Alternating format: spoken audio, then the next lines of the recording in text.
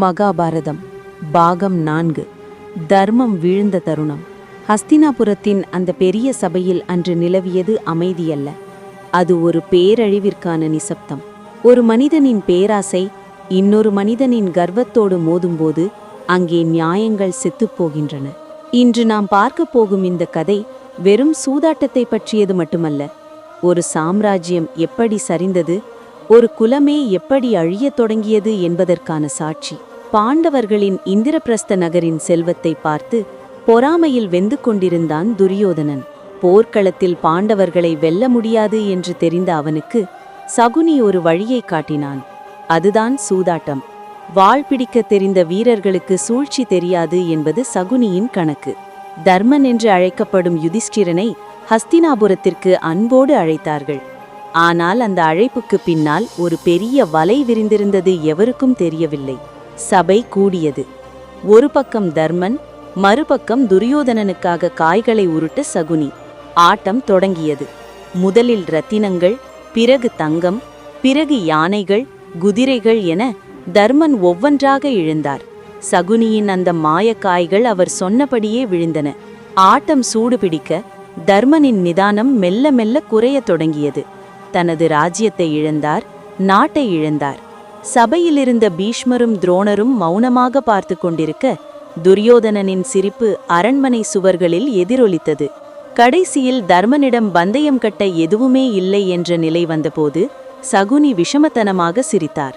தன் தம்பிகளை பந்தயம் கட்டச் சொல்லி தூண்டினார்.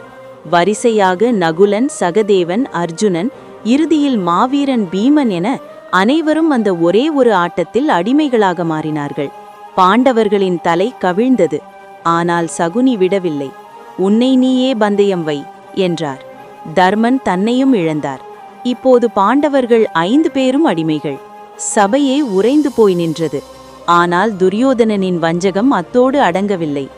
இன்னும் ஒன்று மிச்சமிருக்கிறதே தர்மா, பாஞ்சாலி என்று அவன் சொன்னபோது அங்கிருந்த தூண்களே அதிர்ந்தன. தன் மனைவியை பந்தயம் வைக்கும் நிலைக்கு தள்ளப்பட்டார் தர்மன். காய்கள் உருந்தன. திரௌபதியும் தோற்கப்பட்டாள். அந்த நொடிதான் மகாபாரதத்தின் கருப்பு பக்கம் எழுதப்பட்டது.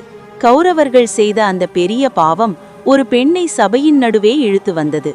துஷாசனன் திரௌபதியின் கூந்தலை பிடித்து இழுத்து வந்தபோது அந்த அறையிலிருந்த தர்மம் தலைகுனிந்தது. யாரை கேட்டு என்னை வைட்டாடினார்? தன்னை தோற்ற ஒருவனுக்கு என்னை வைக்க என்ன உரிமை இருக்கிறது என்று திரௌபதி கேட்ட கேள்விக்கு அந்த பெரிய சபையில் யாரிடமும் பதிலில்லை.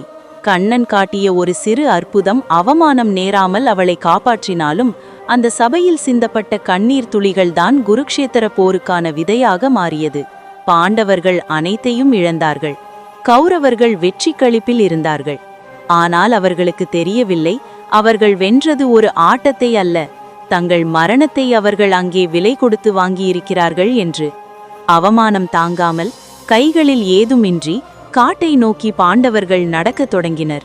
12 ஆண்டுகள் வனவாசம், 1 ஆண்டு அந்நியவாசம் என பெரும் சோதனை அவர்களுக்கு காத்திருந்தது. நெருப்பில் வாடிய பாண்டவர்கள் எப்படி வைரம் போல ஜொலிக்கப் போகிறார்கள்? அந்த வனவாசத்தில் அவர்களுக்கு காத்திருக்கும் சவால்கள் என்ன? அடுத்த பாகத்தில் காடு அவர்களை எப்படி மாற்றியது? பாண்டவர்களின் பலம் எங்கே பெருகியது? பாகம் 5.